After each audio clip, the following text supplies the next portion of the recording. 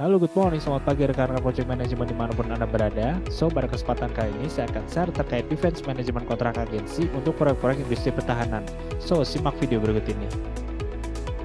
DCMA, Defense Contract Management Agency. Ya, mungkin rekan-rekan ada yang pernah punya experience mengerjakan proyek industri pertahanan dari negara Amerika Serikat dengan nilai di atas 20 juta US dollar.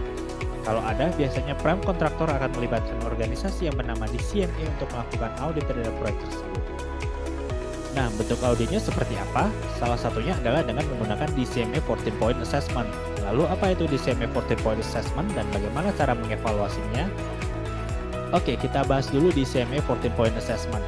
Jadi DCMA 14 Point Assessment adalah analisa atau penilaian terhadap kualitas perencanaan suatu proyek untuk industri pertahanan.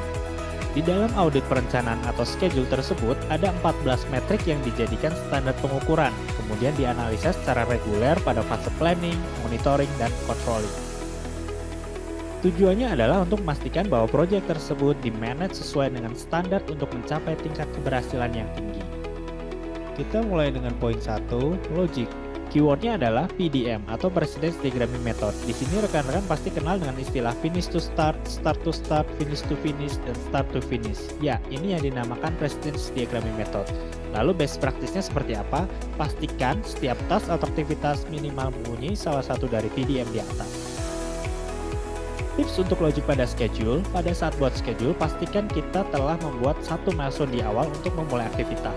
Contohnya di sini saya memberikan satu milestone yakni efektif kontrak, kemudian diikuti oleh aktivitas lainnya. Milestone tidak harus dinamai dengan efektif kontrak ya, jadi bisa dinamakan sign kontrak, down payment, dan lain halnya. Bila kita memberikan milestone di awal, maka hasil assessment terhadap logic akan seperti ini. Ada warna merah dengan nilai di bawah standar DCM-nya. Poin 2 dan poin 3 adalah leads dan lags, di mana leads adalah negative lag yang bentuknya seperti ini.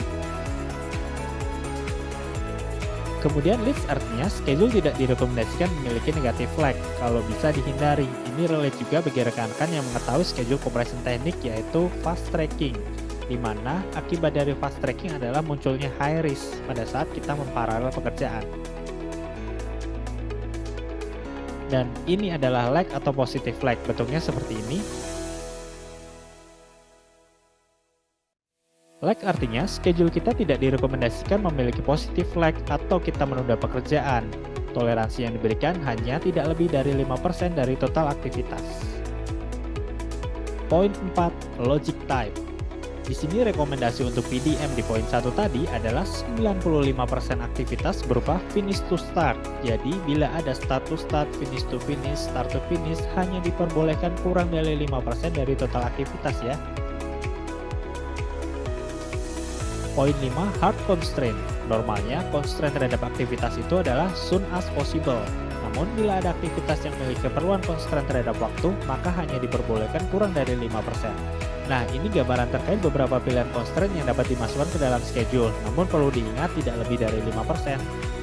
Poin ke-6, high float. High float sama dengan artinya dengan high slack atau bisa disebut dalam schedule sebagai total float atau total slack. Nah, pengertian float atau slack sendiri adalah batas waktu suatu aktivitas atau pekerjaan yang dapat ditunda. Batasan total float atau slack yang diperbolehkan adalah tidak lebih dari 44 hari dan tidak mengakibatkan delay terhadap schedule. Contohnya seperti ini. Kita bisa buat simulasi dengan waktu tunda pekerjaan selama 46 hari dan kita lihat hasilnya.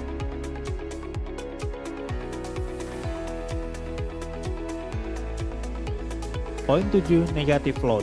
Aktivitas yang termasuk dalam critical path atau jalur kritis mempunyai nilai float atau slack sama dengan 0. Artinya tidak ada waktu untuk menunda pekerjaan tersebut. Nah, untuk negative float ini menandakan bahwa aktivitas dalam proyek tersebut ada yang terlambat atau tidak sesuai dengan baseline. Poin 8, high duration task.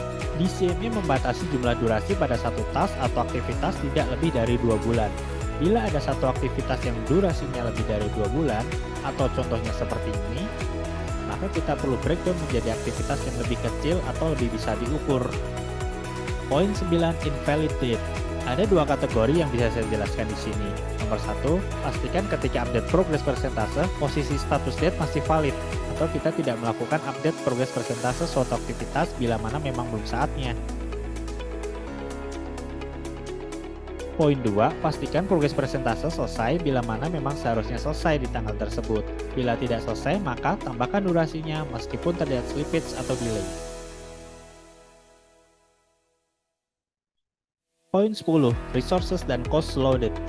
Pastikan setelah buat aktivitas, maka logika dari aktivitas tersebut pasti memerlukan sumber daya. Bisa berupa manpower atau orang, bisa berupa material, bisa berupa cost yang ditimbulkan untuk menyelesaikan suatu aktivitas tersebut.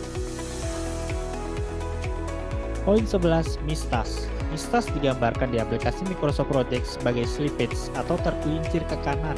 Batas yang diperbolehkan untuk slippage adalah kurang dari 5%. Contohnya, bila satu aktivitas A durasi baseline-nya adalah 10 hari, maka slippage atau keterlambatan yang masih ditoleransi adalah 5% kali 10 hari, yaitu setengah hari atau 0,5 hari. Poin 12, critical path integrity. Critical path integrity memastikan bahwa bila satu aktivitas dalam critical path terjadi delay, maka akan mendelay end date atau tanggal akhir project, sehingga dapat digunakan untuk memforecast tanggal penyelesaian project. Poin 13, Critical Path Length Index atau CPLI, digunakan untuk mengevaluasi integritas keseluruhan logika atau realistis penyelesaian kontrak dengan sukses.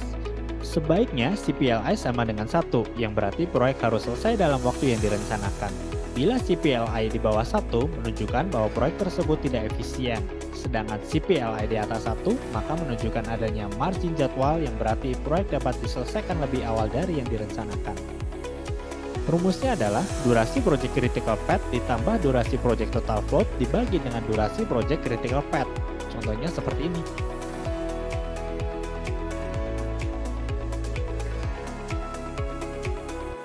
Poin ke-14 dan poin yang terakhir adalah Baseline Execution Index atau BEI. Digunakan untuk mengevaluasi kinerja jadwal secara paralel dengan rencana dasar atau baseline. Sama halnya dengan Critical Path Length Index atau CPLI, pada BEI, batas yang dapat diterima adalah 1, yang menunjukkan bahwa tim proyek bekerja baik sesuai dengan rencana. Ketika BEI di atas 1, berarti tim tersebut bekerja lebih cepat dari jadwal. Sedangkan di bawah 1, artinya tim tersebut bekerja lebih lambat daripada jadwal. Rumusnya adalah total task complete dibagi total task to be planned complete. Sebagai catatan, task to be planned complete berbeda definisinya dengan task incomplete ya. Contohnya seperti ini. So, demikian penjelasan terkait Defense Management kontrak agensi dan cara audit schedule proyek. Bila rekan-rekan masih ada pertanyaan, bisa tulis di kolom komen atau email saya yang saya sediakan di kolom deskripsi. Terima kasih dan sampai jumpa.